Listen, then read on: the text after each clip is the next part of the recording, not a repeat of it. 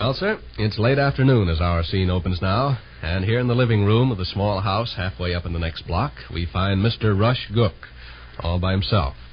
The young man has just this moment arrived home, and he's standing near the davenport gazing about him with considerable interest. But his reflections are interrupted by a voice from upstairs. Listen. Who's that? You, Rush? Yeah. When'd you move the furniture? This afternoon. You by yourself? Yeah.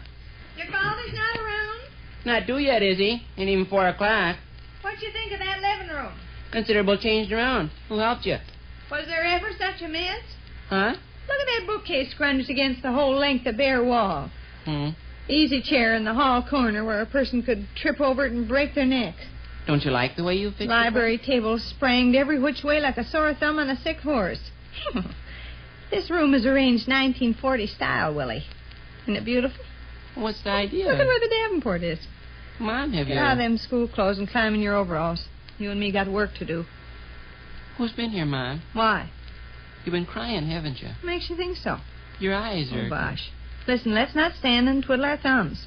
I want every bit of this stuff pushed back where it was before your father comes home.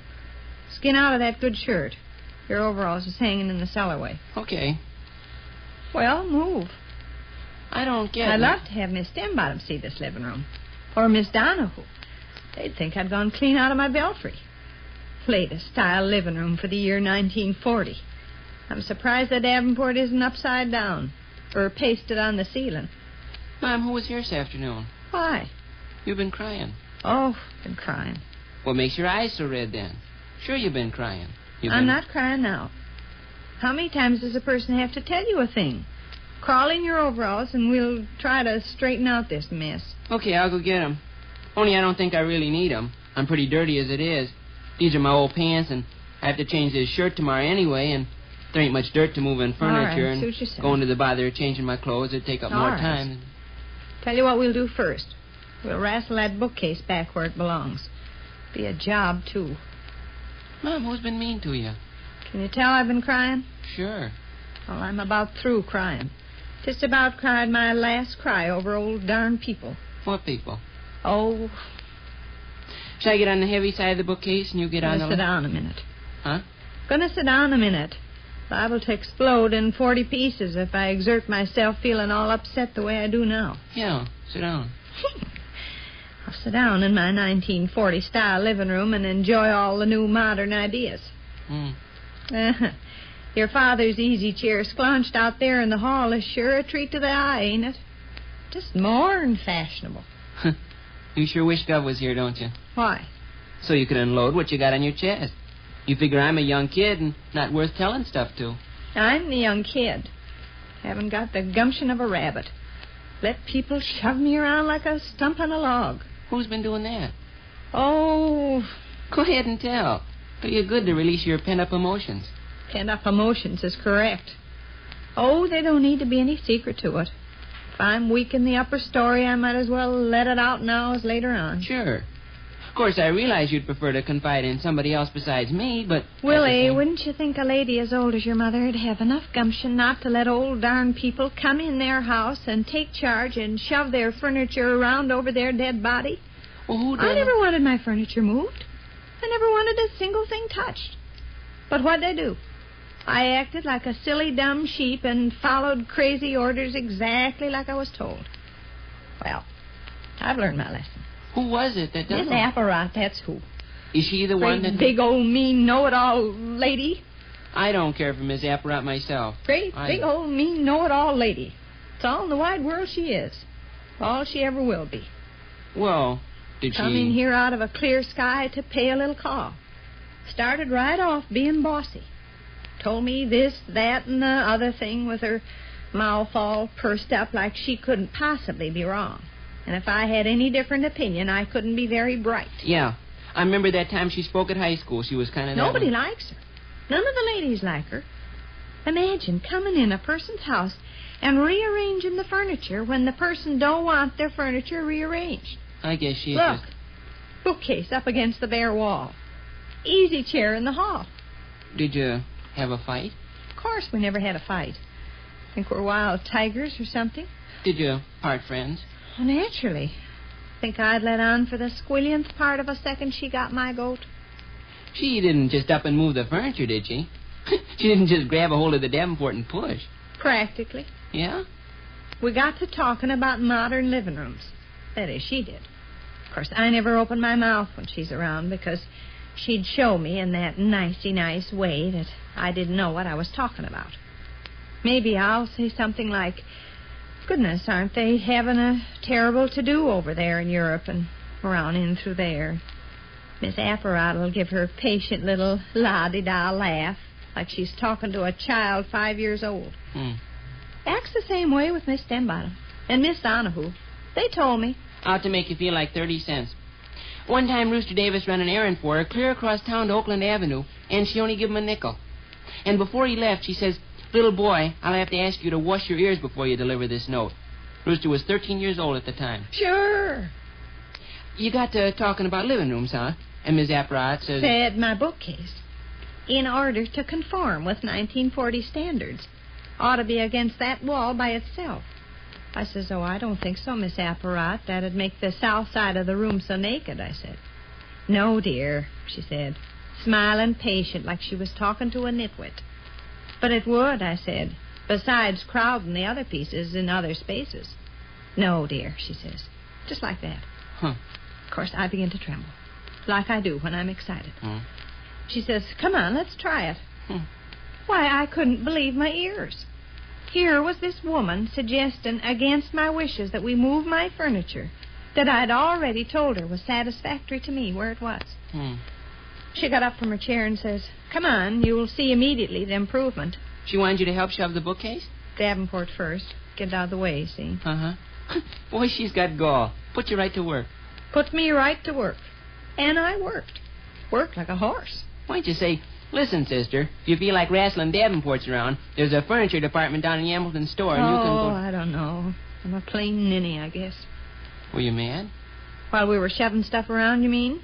No, not mad, just kind of excited and helpless.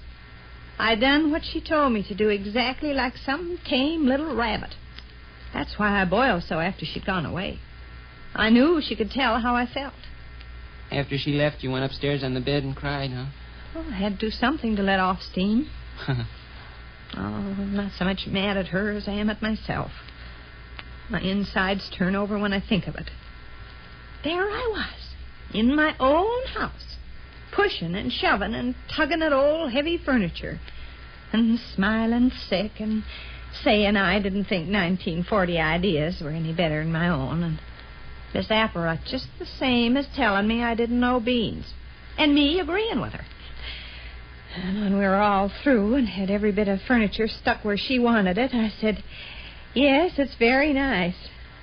Yes, it's very nice." Shucks. Well, let's hop in here. Bookcase first. I think we better take out the top shelf of books and both get on the light end. Telephone. Well, it's probably your father. I'll answer it. Maybe I better. You're kind of upset. I'll answer it. Okay. Hello? Oh, yes. Really? Well, I'm glad you did. What? The easy chair?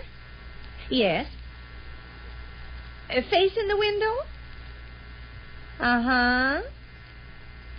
Well, thank you very much. Certainly. Glad you told me. All right. Yes, indeed. All right. Goodbye, Miss Apparat. Miss Apparat? Yes. Huh. Called to say that the easy chair should be facing the window. Give the room a more restful effect. My gosh. Oh, no, I'm not so much mad at her as I am at myself. Letting somebody lead me around like a sheep. Letting myself be treated like a stupid ninny. Old darn people coming in my own house and doing exactly what they please. Look at this room. Look at it. Oh, Mom. Which concludes another brief interlude at the small house halfway up in the next block.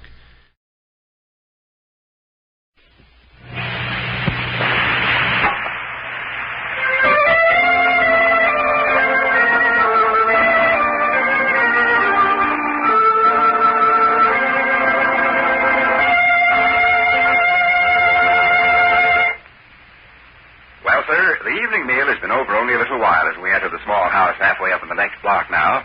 And here in the living room, we find Mr. and Mrs. Victor Gook and young Mr. Russell Miller. The master of the menage lounges in his easy chair with a newspaper. Sade quietly darns socks on the Davenport, and young Russell, at the library table, appears to be writing a letter. And after a time, one of our friends observes, I bet that's my good yellow stationery you're fiddling with. Do you mind if I use some? I never heard anybody come and ask my permission. Well, I'll ask now. Yeah, person walk in the People's Bank building and fill her overcoat pockets with $1 million bills and then telegraph from Pontiac and inquire if it's all right. I don't grasp the point. Person can't go ahead and do something and ask permission afterwards. Oh, heck, I don't think you'd care if I use your stationery. Gov. Hey, who? I think I'll poke my Uncle Joe. Distract you if I read something out loud? It sure would, but go ahead. You can listen too, Mom. Well, thanks. Mr. William Hinkert, City. Dear Mr. Hinkert, because I wish to devote my entire time to my studies, I hereby resign my membership in the Public Library Younger Boys Research Club. I regret the necessity for taking this step, but I feel my schoolwork comes first. Yours very truly, Russell Miller. What's the idea? You don't catch on? Would I ask if I caught on? Well, think a minute and you'll catch on. Yes. I imagine you catch on, Gov. I'm going to see that this letter gets widely circulated. School starts next week. It's to my advantage to make a red-hot impression on the various teachers. Now you catch on, Mom? I see that Russell Miller has given up all outside activities in order to devote his time to his schoolwork. That's what the teacher will say. That's what all the teachers will say. Russell Miller is a great student. I will give him splendid grades. Russell Miller is okay. Russell Miller is hot stuff. Who's this Russell Miller you're praising so highly, Ashtray? Oh, I'm just quoting what the various members of the faculty will be saying about me next week when school starts. Appreciate what Mom and I are talking about here? After a fashion, you plan ostentatiously to resign from various organizations with the object in view of impressing your teachers. That's it. Smacks of low cunning. Oh, I don't know. You're a base schemer. Well, I'm just smart. Oh, yes, Russell. Of course, against the grain with me to hear anybody say they're smart, especially little kids. Okay. Gov, listen to my letter to Harry Honson. Dear Mr. Honson, I hold my membership in the Kelsey Street Athletic Association close to my heart, but I cannot afford to take any chances with my studies. In order to be sure my schoolwork will not suffer, I am abandoning all outside activities. Yours very truly, Russell Miller. Pretty fancy. Got most of it out of a book. What book? Book in the bookcase that gives all the model letters? I selected one where the fellow breaks off his engagement with a young lady. Dear Miss Spence, I hold our engagement close to my heart, but my first duty is to my elderly parents. In order to be sure that they do not suffer as a result of my getting married, I hereby relinquish your hand to some better and nobler creature who will no doubt cross your path sometime in the future. And so forth and so on. It's a real old book. Serves my purpose, though. Are you going to get your letters circulated, Leroy, so they fall under the eye of the teachers? Well, I got several schemes in mind. I suppose you could send them all carbon copies. No, that'd look like a put-up job. Trifle on the obvious side, I agree. I guess my best bet is to put them in the bulletin board. They got a bulletin board up at school? Oh, sure, a big one. In the first floor hallway just outside the library. Every teacher and every student stops to look at it 40 times a day. How many letters you got there? 8. You're resigning from 8 organizations? If you plaster 8 letters on the bulletin board, they'll take up considerable space on the bulletin board, won't they? Oh, all the better. Teachers will be dazzled. By George, Miss Tosh, look at here. Russell Miller has given up all outside activities just so he can devote his time to his subjects. By George, Miss Walters, you're right. I'm going to help that student all I can, Miss Tosh. Me too, by George. High class, airtight, and foolproof, eh? I didn't know you belonged to so many organizations. Oh, Miss Donahue's sister from Pontiac's husband's gang of lodges and trash would make your head swim. Why, to join her, is he? Scandalous. Gets spruced up a Sunday and go to church, and his coat lapel almost dragged to the ground. It's so heavy with pins and badges. Miss Donahue told me the other day what dues he has to pay, and it's enough to choke Billy Patterson. Gus, you know what might be a good stunt? What would be a good stunt, Mr. Bones? Ask one of your stenographers down at the office to typewrite these letters. The teachers would be so dazzled they'd send their undershirts to Detroit, Michigan parcel post. 8 letters from Mr. Russell Miller, all neatly typewritten by a regular stenographer. What you think? I'd hesitate to ask any of the girls to do that big a favor. 8 letters is quite a few letters. Oh, they're all short, though. Look how short this one is. Mr. Franklin Blogg, City. Dear Mr. Blogg, my intense interest in my schoolwork prevents me from taking in any part in the activities of the Fellowship of Auditorium Ushers. I hereby resign. Very truly yours, Russell Miller. It wouldn't take a stenographer 5 minutes to dash that off. Well, what'd you say? I'll have to think it over. Listen to the way I resigned from the fraternity of football fanatics. Mr. Elton Wadham, City. Dear Mr. Wadham, you will no doubt be desolate in my absence from future meetings of the fraternity of football fanatics, but I wish to be free from all encumbrances as I plan to devote my entire time to my scholastic labors. Sincerely yours, Russell Miller. Get that out of the book? Most of it. Escaped convict dropping a line to the warden. Dear warden, you will no doubt be desolate at my absence from the bullpen, but I wish to be free from prison life, so I saw the bars out of my cell window and departed. Kindly convey my best wishes to the guard. With many thanks for past favors, I remain lovingly yours, number 642. Oh, that's crazy. It manifests that the author had his tongue in his cheek. It serves my purposes, though. Why don't you resign from a lot more organizations? Oh, it is all I belong to. Make up a few and resign from them. Oh, yes, Vic. Same difference. Who was talking about low cunning and base scheming a while ago? That's a fine idea, Gus. Take it. Why, if I make up organizations, there won't be any limit on the organizations I can resign from. There are lots of letters to plaster on the bulletin board. If you have to resort to stunts like that to get your teachers to put good marks on your report cards, We're just talking, Dr. Sleep. Talk or nothing. I'm going ahead with this. Sure. Let's see. I'll resign from the, how do you think up some, Gus? Sewage disposal workers' semi-classical silver cornet band. Well, the teachers will know that was a fake. Yeah, guess they would. I have quite a reputation for not being a musician. How about the Chicago and Alton Railroad Ease and Luxury Club? Very nice. And the little folksies Wednesday afternoon doll baby group. Oh, come on, help a fella. The Young People's Singing Society. Dandy. Now who's encouraging this innocent little boy to practice low cunning and base scheming? Didn't you paddle? Hand me my paddle. By George, this will be a sensation up at school. Bulletin board all plastered with 25 or 30 letters from Russell Miller. Russell Miller resigns from this. Russell Miller resigns from that. Russell Miller resigns from the other thing. Russell Miller is such a hard-working, earnest, lame-brained student. Russell Miller refuses... Get it, Willie, will you? Probably that guy that calls up here for facts. Mr. and Mrs. Frederick Stembiter, maybe. Their mouths all taut and trembling in anticipation of 500. Fred's putting in overtime at the foundry tonight. Hello? Oh, yes, Raymond. Raymond Searles. Praise heaven. How are you, fella? Sadie, Raymond Searles is on the wire. I'd almost given up hope. For goodness sakes, Thanksgiving. Hey! I can't help it. A poor nitwit human being is trying to talk on a rotten numbskull telephone. Gosh, Raymond, I'm afraid I can't this evening. I got a whole great big bunch of letters to write. Yeah. Oh, that's so? Stop, goodness. I'm trying to stop. Well, say. Sure. Count me in. Okay. Fine. Well, suppose I talk it over with you in the morning, Raymond. Sure thing, sure thing. You bet. So long, fella. Raymond and Bluetooth and Rooster and Smelly are getting up a new club. A new club, huh? They want you to join? Yeah. You gonna join? Oh, sure. I always join stuff when I get a chance.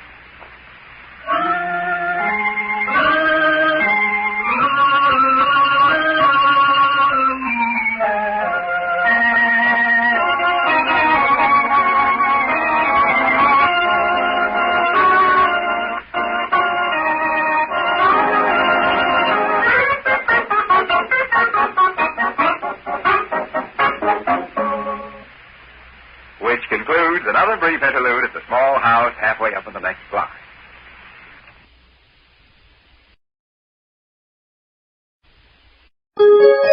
VintageRadioshows.com.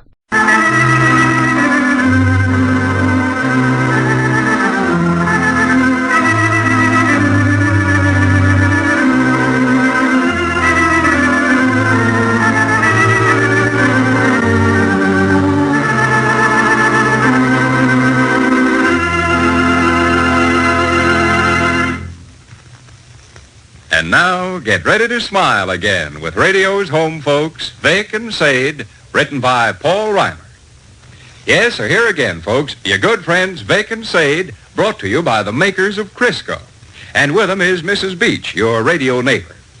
Mrs. Beach has just been telling me that someday she's going to bring her son Johnny along to talk to you. Well, I really think I should, friends. My son Johnny is 18, and he's quite a cook. He has been ever since he was a youngster. And the other night when I got home, he said, Mom, you got something. That Crisco pastry method you're always talking about is the stuff, all right. Of course, Johnny is what you might call a man of few words.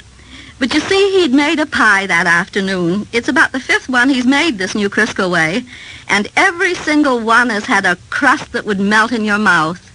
It tickles me to see how proud he is. And, you know, friends, with this new Crisco method, you can count on tender, flaky pie crust, too. The Crisco people guarantee it. That's right. They guarantee you tender, flaky pie crust every time or your money back. Why, you can bake pies now with all the confidence in the world. You see, Crisco's not like any other shortening at your store. It's specially made just to give you tender, flaky pie crust. And that's why I'm so anxious for you to try this new Crisco pastry method. It's right on the Crisco label, you know. Why, you'll just be so proud of the pie crust you turn out that, well, you'll be making pie for breakfast. In fact, the Crisco people will give you your money back if you aren't satisfied. Just drop me a note on the back of a Crisco label telling me why. Address me, Mrs. Isabella Beach, care of Crisco, Cincinnati, Ohio, and the Crisco people will refund you the price of 1 whole pound. So try this new Crisco pastry method, won't you, friends? Try it soon, and let me know how you like it. And now, let's see what's going on at the Gook house. Well, sir, it's early evening as we enter the small house halfway up in the next block now. And here in the living room, we find Mr. Victor Gook and young Mr. Rush Gook. This latter individual is established at the library table, where he vigorously plies pencil to paper. Vic, athwart the Davenport in an attitude of ease, scans the newspaper. He puts it aside now, regards his son a moment, and remarks, You're most industrious this evening, Smokescreen. Yeah. What's the nature of your occupation? I'm making a list of the individuals with whom I enjoy a speaking acquaintance. Hey. Nicer Scott made a list of the individuals with whom he enjoys a speaking acquaintance, and by George, you'd be startled at the number. What was it? Guess one. By speaking acquaintances, you refer to people... People you say hello to. Mailman, guy that comes to look at the gas meter, conductor on the West Market Street streetcar, you know. I suppose you include your friends? Yeah, and also relatives. Anybody on earth you say hello to when you meet him on the street is a speaking acquaintance. Guess how many individuals with whom Nicer Scott enjoys a speaking acquaintance? Well, let's see. 200? No. 300? Ridiculous. How many? 655,921. Get out. He's got their names wrote down in black and white. There's not that many people in Peoria, Rockford, Moline, Springfield, Decatur, Hey, you want your shoes to hop off and hit the ceiling? Huh? You want your undershirt to explode in a million pieces? No. I found out something this afternoon that'll make your Sunday hat turn green. Sonny, hadn't you better take your algebra upstairs? There's going to be talking going on. I finished my algebra. Finished it? Miss Monroe gave us a very brief assignment for tomorrow. Very, very brief assignment. What are you doing there? Studying some of your other lessons? I'm making a list of the individuals with whom I enjoy a speaking acquaintance. You're going to enjoy a speaking acquaintance with something you won't like if that report card don't show better marks next time. I've changed my mind, kiddo. I want my shoes to hit the ceiling and my hat to turn green and my undershirt explode into... Ruthie Stembottom is not acquainted with Miss Harris. No? No. They've never been introduced. They enjoy a speaking acquaintance, don't they? No, they've never even so much as nodded at each other. By George, Mom, you brought up a topic which fits right in with the conversation. Governor and myself were speaking about individuals... You could have run over my big toe with a coal wagon. I was so astonished. Here's how I found out about it.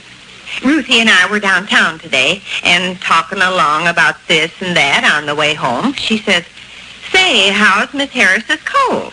I says, golly, I meant to run over and inquire, and it slipped my mind altogether.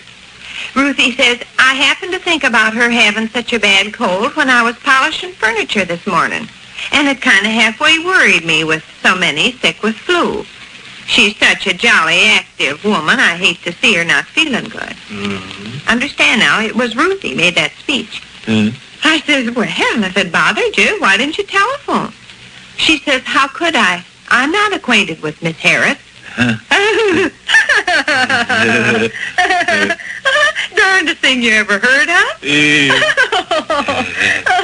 Darndest thing you ever heard of? I says, what you mean you're not acquainted with Miss Harris, Ruthie? She says, why, I mean just that. We've never been introduced.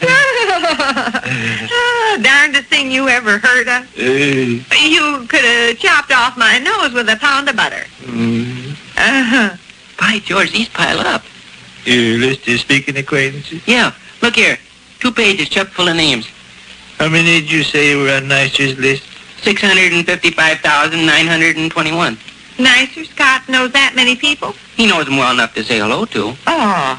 He's got it all wrote down in black and white. Rush, old buggy whip, think a minute. The figure you just quoted so glibly is more than 20 times larger than the figure representing the population of this whole city. The individuals with whom Nicer enjoys a speaking acquaintance ain't restricted to just this city. Does he know everybody in Minneapolis and St. Paul? I believe their combined populations amount to about 600,000. By George, he's got an uncle in St. Paul. With whom he enjoys a speaking acquaintance, I presume? Sure. And he's got relatives in Mena, Arkansas, Cleveland, Ohio, Somerset, Kentucky, and Sheridan, Indiana. No joking, they really count up. Well, just look at how many I gotten. Only been writing down names about 15 minutes. Ain't that the darndest thing, though? About Ruthie and my Harris? Yeah. Oh, you could have took a dish mouth and elected me king of Peoria. How long have we lived in this house? 7 years? Close to 8. Lived in this house 8 years, and I met Miss Harris the very first day and seen her every day since. I met Ruthie as soon as I moved here from Dixon, too. Makes 8 years I've known her. And she's been here millions and millions and millions of times. And Miss Harris has been here millions and millions of times. And they've never met each other. Okay, Gov. Okay, what? I've completed the first 100 names of individuals with whom I enjoy a speaking acquaintance.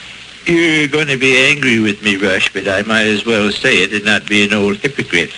I don't care about your first 100 speaking acquaintances. Listen, Mr. Victor Gook, Mrs. Victor Gook, Mr. Fletcher Rush, Mr. Rush Gook, Mr. Smelly Clark. You enjoy a speaking acquaintance with yourself? I might as well include myself. As far as that goes, there's no reason why I couldn't be a speaking acquaintance of myself. Hello there, Rush. Hello yourself. How you feeling? Feeling great. How you feeling? Never better. By George, what Rush. on earth's this now? A man talking to himself. You'd have thought they'd bumped into each other places. Ruthie and my Harris? Yeah, you would. The more I think of it, the more you could put my leg in the tea kettle. Why didn't somebody introduce him at your thimble club? Miss Harris is not a member of the thimble club. Church? Miss Harris goes to Park Inn. There on Allen Street. By George, I just thought of a whole slew of speaking acquaintances. The kids I went through the different grades with at Edward School.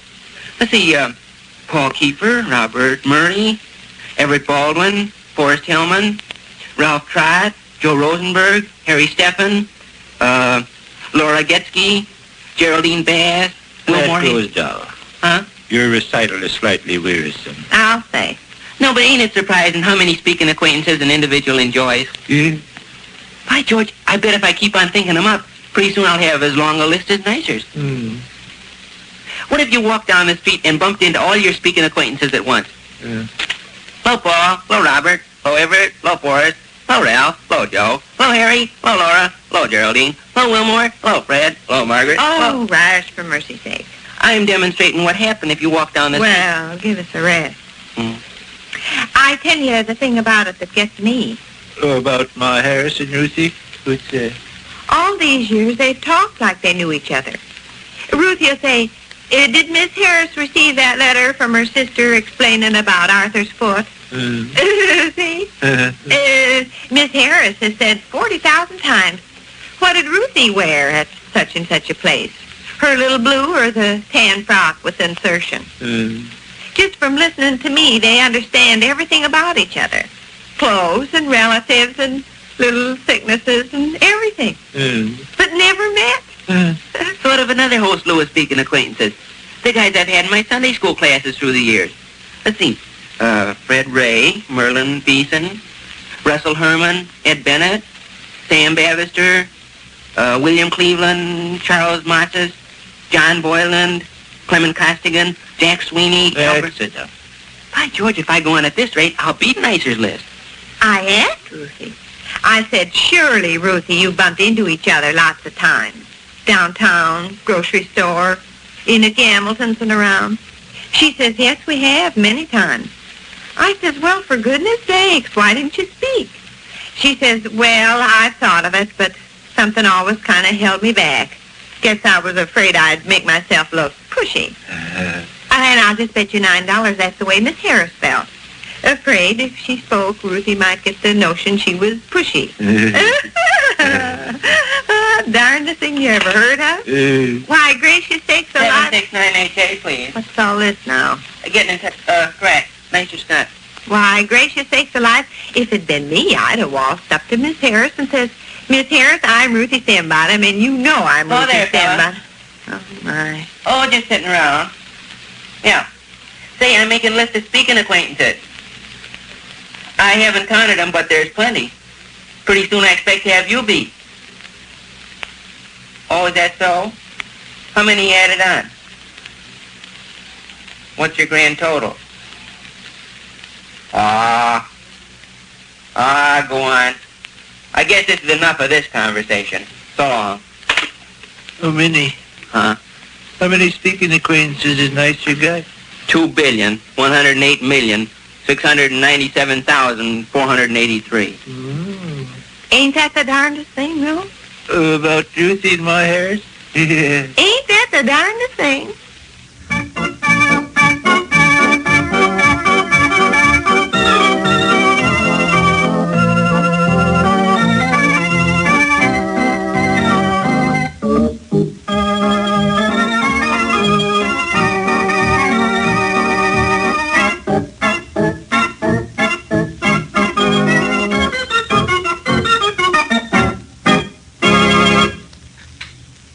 Which concludes another brief interlude at the small house halfway up in the next block.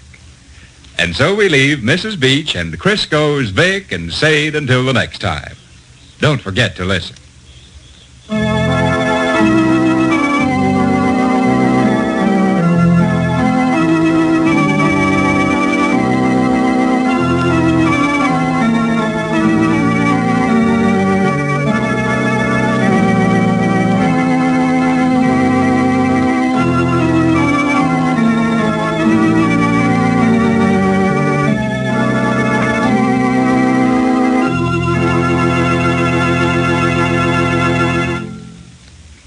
This is Ed Roberts speaking. Wash your pretty things in ivory flakes, they're fast and gentle too. Pretty things stay soft and lovely, so it's ivory flakes for you. Undies, sweaters, and slips and nighties too. Keep 'em looking lovely, lady, yes, it's ivory flakes for you. Ivory flakes are the fast flake form of baby's pure, mild ivory soap. Just the ticket for anything that needs gentle washing care. Your pretty rayon nightgowns, for instance, they need ivory flakes. Remember, rayon's apt to be weaker when it's wet. Yes, don't risk your bright rayon nightgowns in strong soaps. Wash those pretty tea rose gowns, those cool blues and soft pinks, in lukewarm ivory flake suds and help 'em stay lovely longer. That's what we did with the blue Corticelli rayon nightgown. Washed it 35 consecutive times in ivory flakes and helped it stay looking nice as new. That's a fact. The delicate blue was still soft and lovely. So don't think your nighties have to be faded after just a few washings. Not when you use ivory flakes. That way you can suds 'em and save 'em. Undies, sweaters, and slips and nighties too. Keep 'em looking lovely, lady, yes, it's ivory flakes for you. This program came to you from Chicago and New York. This is the National Broadcasting Company.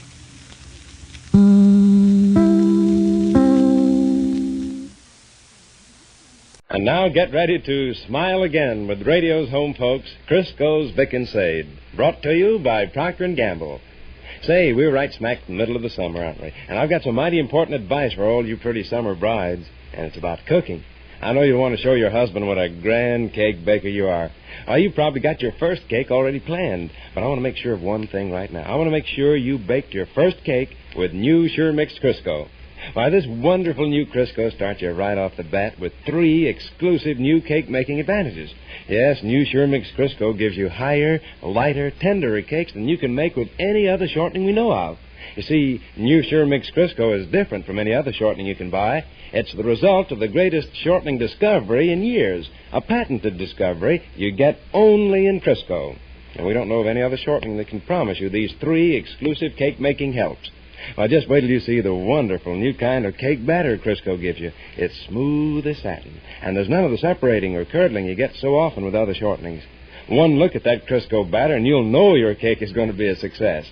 Why, before we sold 1 can of this new Crisco, we made hundreds of tests in our own Crisco kitchens.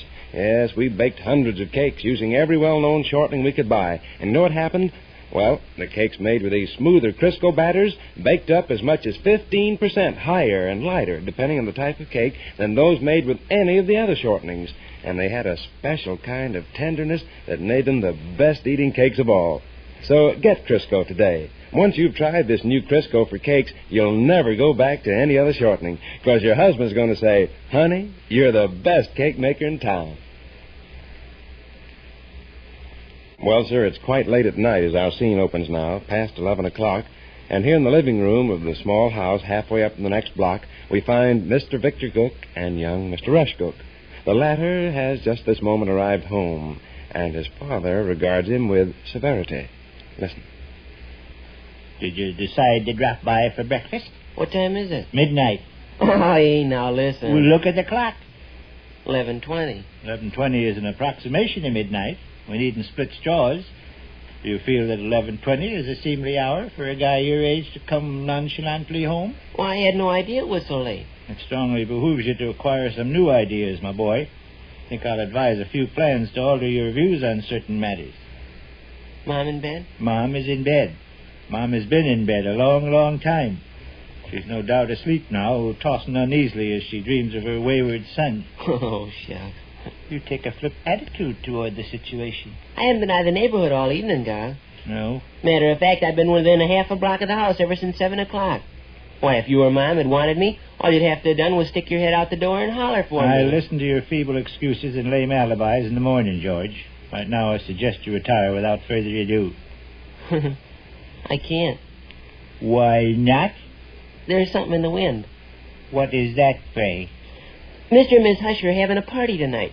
They ordered a lot more ice cream and salted peanuts than their guests can eat. As soon as people start heading for home, myself and several friends are invited to go over and use up what's left. Yeah? It's vacation time, Gar. I can hit the hay a little later than usual and sleep a little longer in the morning to make up for it. Besides, I'll be right in the neighborhood. What time will the Husher festivities break up? Very shortly now, I imagine. See, it's getting long for midnight. Hey. What's the matter? What's the matter, Gar? You see something out the window? Yeah. Face. Oh, that's okay. I better call the police and report No, wait, that Gar. there's a... It's okay. What's okay about it? You saw Smelly Clark or Rooster Davis or somebody. Several of my friends are skulking in the darkness. See, they're waiting for Mr. and Miss Husher's party to break up. Look. Huh? Bluetooth Johnson staring in the window, by George. Hi, Bluetooth. How'd he get in on this? A few more guys show up and there won't be but a dab of ice cream and half a handful of salted peanuts apiece. Rush, I don't fancy the notion of guys loitering on the premises in the middle of the night looking in on my privacy. Well, it's okay. Well, it's not okay. I like to have fainted a minute ago. Was it Bluetooth Johnson you saw? The face was not recognizable. Whoever it was had their nose flattened up against the glass. Willis Rohrbeck. Willis always flattens his nose up against the glass when he looks in windows. Claims he gets a pleasant sensation. And it was a ghastly sight. For a second there, I was completely unstrung. Entirely my fault, Gar. I give Willis permission to skulk outside the house. You did, huh? Yeah. As soon as Husher's party breaks up, he's going to rap on the window, and that's the signal the guests are starting to leave, and I better trot on over and collect my share of ice cream and salted peanuts. I object strongly, Walter. A distress and uneasiness creeps over me at the thought of people lurking in the darkness. Who's that? Milton Welch. Which window? The one behind you. Have you got guys stationed at all the windows? No. Willis Rohrbeck is all. The rest of them are just curious, I guess. They got nothing to do but hang around and wait till Mr. and Miss Usher's party breaks. Holy smoke. What's the matter? Gosh. What'd you see, Gov? I think I'll go down to the hotel and spend the night. What'd you see? Somebody with their tongue pressed up against the glass. Really? Leland Richards, by George. He always presses his tongue up against the glass. Which window? That one over there. You didn't see anything else besides the tongue? Well, that was enough. Leland Richards. Well, how'd he get in on this? We start out with 3 individuals. Now it looks like there's an army waiting around for ice cream and salted peanuts. Son of a gun. But there won't be sufficient ice cream and salted peanuts to go around. Gov, you don't need to sit there looking over your shoulder apprehensive. He's just friends of mine. Anyway, pretty quick now, Willis Royback will give a rap, and that's my signal. Where is that? Where? I heard a noise. You're imagining stuff now. Well, that's the way the human mind works. In freshman English class up at school, we read a story by Edgar Allan Poe, where he told about a fellow went stark crazy just... Hi. Who's that? Cracchiato. Which window? Porch. Cracchiato now. Where are they coming from? Mr. and Miss Usher ain't going to have enough ice cream and salted peanuts left over to feed the doggone civilized population. If your mother was down here, Sam, there'd be the dickens to pay. Why? How long do you suppose she'd stand for a gang of interlopers skulking outside? I'd explain they were dear old chums of mine. And your dear old chums would be riding in the police patrol wagon inside of 10 minutes. Nothing gives your mother the willies quicker than somebody staring in the... Great God. Fellow with the tongue? Fellow with the tongue and the fellow with the flat-nosed bows. Leland Richards and Willis Royback. Side by side. Almost fell off in my chair. I bet I Hi. lost... Where? Porch window. See him? Saw him duck was all. Arnold Shipley. Resides on East Emerson Street. He's entitled to have a share of the ice cream and salted peanuts. In fact, I invited him myself. Gov, you don't have to sit there apprehensive, looking over your shoulder every couple seconds. They're not going to hurt you. Anyway, in just a little bit, Willis Royback will give his signal that Usher's party's broke up. This business all started with Heine Call. Miss Usher buttonholed him late this afternoon. So, Heine invited me for a shot out of the box. Also, he invited Willis Royback. I took the liberty of inviting Arnold Shipley because I owe Arnold 6 cents, and he says he'd eat 6 cents worth of refreshments and call the debt square. Willis Royback asked permission to invite Smelly Clark and Rooster Davis, and Heine said sure. Rooster wanted to invite Milton Welch, and we says okay. And that's all the guys that's supposed to be in on this. Heine, myself, Willis Royback, Arnold Shipley, Smelly Clark, Rooster Davis, and Milton Welch. 7. And 7's plenty. How Cracchiato and Leland Richards and Bluetooth Johnson obtained information about free ice cream and salted peanuts, I have no idea. They bring the grand total up to 10. I know good and doggone well there won't be sufficient refreshments for 10 individuals. Are there 10 individuals skulking in the darkness outside our house? Might be. Looks like everybody and their brother told guys about free ice cream and so... Well, can you beat that? What's the matter? Leroy Snow. Where? Peeking in the window. Which window? Behind you. Go away. 11 of us now. What if Mr. and Miss Usher have only got a quart ice cream and 1 dish of salted peanuts left over? 1 quart ice cream and 1 dish of salted peanuts would sure go a long way with 11 guys, wouldn't it? Besides, Mr. and Miss Usher might not like the notion of 11 guys swarming in their kitchen at midnight. Make it highly embarrassing for Heine Call. He was told to bring a few of his friends. Wasn't told to bring the whole population. I said go away. Leroy Snow? Yeah. Wonder who tipped him off. Gov, you're sitting there looking like somebody was after you. I feel like somebody was after me. I feel like 10,000 pairs of eyes were staring evilly at my unprotected person. Who's that? Where? The porch window. Nicer Scott, by George. Get off in that porch. Go on, beat it. When's this going to stop? Does Nicer make 12? I don't know. I said 11 before, didn't I? Don't know. Didn't Leroy make 11? No. Well, let's see. Myself, Heine Call, Willis Royback, Arnold Shipley, Bluetooth Johnson, Milton Welch, Leland Richards, Nicer Scott, Rooster Davis, Leroy Snow, Smelly Clark, and... Who's that? I expect... Oh, the signal. That's Willis Royback rapping on the window.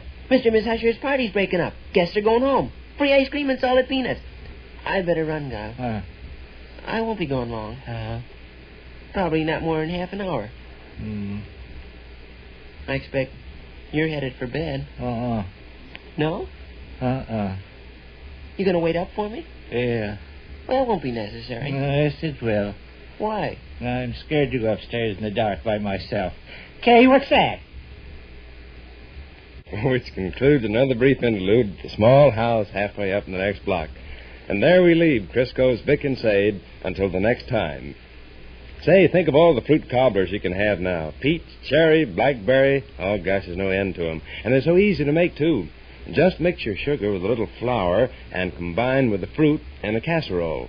Then make half a recipe of Crisco biscuit dough, only use more liquid than usual, so you can drop the dough by tablespoonfuls on top of the fruit. Bake about 30 minutes in a hot oven. Gosh, it makes me hungry just to talk about it. Well, I can see that cobbler now with biscuits like puffs of wind. They're so light. And such a luscious golden brown color. Wouldn't I like to sink my teeth into one? And say, I could do with the Sure Mix Crisco cake, too. You remember those baking tests, don't you?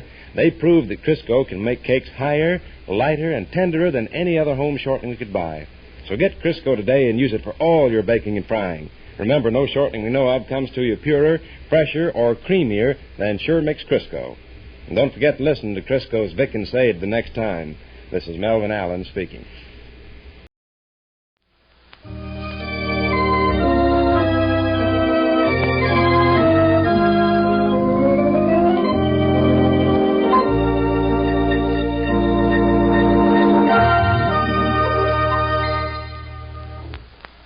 Well, sir, it's about 7:30 o'clock as we enter the small house halfway up in the next block now, and we find our friends settled for a quiet evening at home. Mr. Victor Gook lounges in his easy chair and gazes absently at the bookcase. Mrs. Victor Gook occupies a corner of the Davenport where she industriously darns gentlemen's socks, and young Rush is established at the library table. He reads aloud from a volume of colorful fiction. Third Lieutenant Clinton Stanley glared inimically at the chief of the counterfeiting South American pygmies. "What did you want to go to work and shoot me with that poisoned arrow for?" he demanded. "Don't talk to him. He's beneath your notice," put in Lady Margaret, who stood nearby. "Very well," returned the handsome young officer. He tucked the beautiful woman's arm beneath his own, and the loving couple stalked rapidly away. Later in the afternoon, a party of explorers were to be seen, making their way slowly through the underbrush. They were under the command... It's dull stuff. Yeah, it is. I imagine it'll pick up in the next chapter, though. They were under the command of Colonel Arthur V. Upscotch, a man of soldierly bearing and undaunted courage, whose exploits among the counterfeiting natives of Let's Siberia... have a rest from Third Lieutenant Stanley and his chums, Pete. I have an observation or two to make to your mother. Okay. Are you awake, Sadie? I hope I am. Be pretty hard for a person to darn socks asleep. Yes, it would. Yes, it would. What you say is sound and irrefutable. Hey, skipping over a few pages, I see where Third Lieutenant Stanley gets in a fight with a counterfeiting animal trainer. Brother Stanley and his adversary can wait. Kiddo, I may have my picture taken tomorrow or the next day. Your picture taken again? Why do you say your picture taken again with that air of astonishment? I haven't had my picture taken in a long, long time. That window seat is crammed jam full of pictures of you. None of which are appropriate for the purpose I have in mind. What purpose you got in mind? I received this afternoon a communication from Lodge headquarters. Money? Well, they always do want money. I don't believe I read that section of the newspaper on the floor there by your foot. Will you hand it to me, please? Oh, now, quit acting like I'd broke your heart. I say nothing. What do Lodge headquarters want with your picture? I'm convinced, Sadie, you wouldn't be interested. You may continue with your reading if you like, Rush. Sure. Suddenly, a band of counterfeiting fishermen... What do Lodge headquarters want with your picture, Vic? Wanted to make bread pudding out of. Suddenly, a band of counterfeiting fishermen appeared over the horizon. Third Lieutenant Stanley whipped his automatic pistol from its holster and prepared... Oh, don't read any more, Willie. Starts getting exciting from here on. Well, enjoy it by yourself. They want it for their magazine? Beg pardon? Them Chicago headquarters fellas want your picture for their Lodge magazine? No, they don't. Oh, well, still, I'm interested. I don't believe you are. I am so. Very well. I'll sketch the matter briefly. Sure. In the communication I received this afternoon, I was asked if I'd be interested in appearing with our founder, R.J. Konk, in a composite photograph. Oh, really? Understand what a composite photograph is? No, I don't. What is it? I know, Gov. It's a photograph that's been doctored up. Roughly, you have the idea. Oh, I don't know. Is it so roughly? Well, Vic, your founder, R.J. Konk, is dead. Ain't he? Why do you titter? Don't mean to. I only... Well, he is dead. The founder of the Sacred Stars, the Milky Way, R.J. Konk, passed away 20 years ago. Well, I guess I never understood you right, but I thought you said something about having your picture taken with him. I said no such a thing. I said this. In the communication I received this afternoon, I was asked if I'd be interested in appearing with our founder, R.J. Konk, in a composite photograph. Mom's in the dark about what a composite photograph is. That's apparently the case. A composite photograph, Mom, is one where they doctor it up to where people are shown with people they never had their picture taken with to begin with. A very brilliant and lucid exposition. Oh, hey. Here's the thing, Sade. Chicago headquarters have on hand a variety of photographs of R.J. Konk. Taken when he was alive? Well, naturally taken when he was alive. Oh, well, I didn't know. They have pictures of R.J. Konk where he's standing on a railroad station platform. They have pictures where he's seated in his armchair at home. They have others where he's addressing a crowd of people at the Wyoming State Fair. Where do you fit in? Gov sends a snapshot of himself to Chicago, and they take a photo. I'll tell this, please, Harriet. Modern science, Sade, has made it possible to do wonderful feats with photographs. Has it? Expert craftsmen are able to superimpose one picture on another with such skill that when one views the finished product, he can't see where any meddling has been done. Well, I mean that Lodge headquarters have notified me that for a certain fee, I can send them a picture of myself, and in a short time they'll mail me back a picture of myself, shaking hands with R.J. Konk, or talking to R.J. Konk, or sitting on R.J. Konk's knees. Oh, a doctored up business, Mom. You've seen junk like that in the newspaper. Remember the other evening I showed a man kicking an elephant up in the air like you'd kick a football? As the Exalted Big Dipper of Drowsy Venus Chapter of the Lodge, I feel that such a photograph would be worth having. Be nice to hang in my office, or here in the living room. Let me get this straight. A picture of you shaking hands with R.J. Konk? Yes, or some other appropriate pose, perhaps. They take your picture, huh, and plaster it alongside of his picture, and it looks like the two of you had your picture taken together? That approximates the idea. Guys, what'll them Chicago fellas think up next? I find the notion attractive. Such a picture, the likeness of me shaking hands with R.J. Konk, would be a real adornment. Would be kind of halfway deceitful, wouldn't it?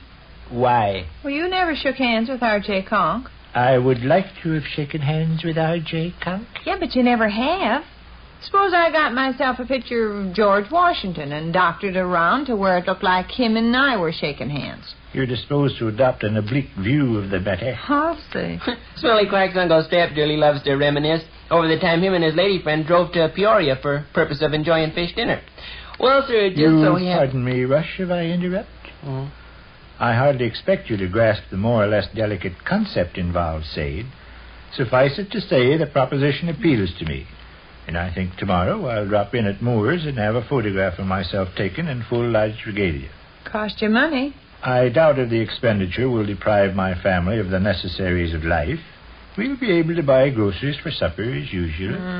When you have your picture taken, Gov, will you have it taken with your hand stuck out so the Chicago fellas can connect up your hand with R.J. Konk's hand? Yes. Probably when the original photograph was taken, it showed some other lug shaking hands with R.J. Konk. They'll simply blot out the other lug and paste you in. You express yourself without finesse, but that, generally speaking, is the process. Headquarters mentions one picture in which President William McKinley is prominently shown. Yeah? President McKinley stands by R.J. Konk's side. By George, that's okay. Vic, you mean it'll show you and R.J. Konk and President William McKinley all standing together? Yeah? But President McKinley died before you were born, didn't he? No. Well, at least he died. When did he die? I don't recollect. Well, certainly a long time ago. Yes, it was a long time ago. Well, you can't expect people to swallow any pictures where you're a grown man and William McKinley is in the... I'm not expecting people to swallow anything. My gollies. As I said before, Sadie, I don't look to you to grasp the more or less delicate concepts involved. I hope not. I can just see company coming and looking at any such a business on the wall. My stars, isn't that President William McKinley? Yes, it is. And that fellow there's your husband? Yes. Well, jumping chimney, how old is Mr. Gook? Sadie, I'm afraid... Why don't you do it up brown? Have your Chicago fellas doctor up something where it shows you and Christopher Columbus. Sadie, I'm afraid... How much they want? Who? Lodge headquarters. How much they want for a picture of you and R.J. Konk and President McKinley? $10. Oh, my. I call $10 more than reasonable. A handsome frame goes with the... Besides the $10 you have to give them, there's money to be whipped out to pay for the photograph of you in your plumed hat and trash. True. However, I feel that in a worthwhile project such as this, a man is justified... Lodge, money. I'm sure you'll agree with me when I... Lodge, money. I suggest we drop this subject. Let's do. Got a headache if I think about it anymore. Read, Rush. Read out loud from my book? Read. Is there any particular place you'd enjoy? Read at random. Lodge. Money. Read, Rush. 3rd Lieutenant Clinton Stanley, how old was Rage? You're nothing but a crowd of counterfeiting South American witch doctors, he screamed, and I'm not afraid of the lot of you.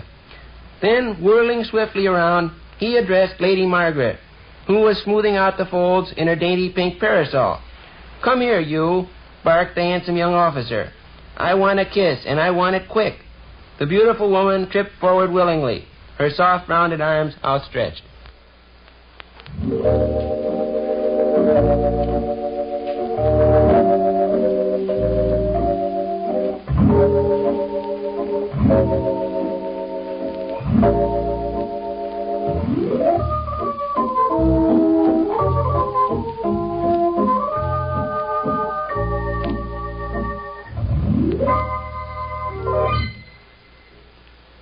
Which concludes another brief interlude at the small house halfway up in the next block.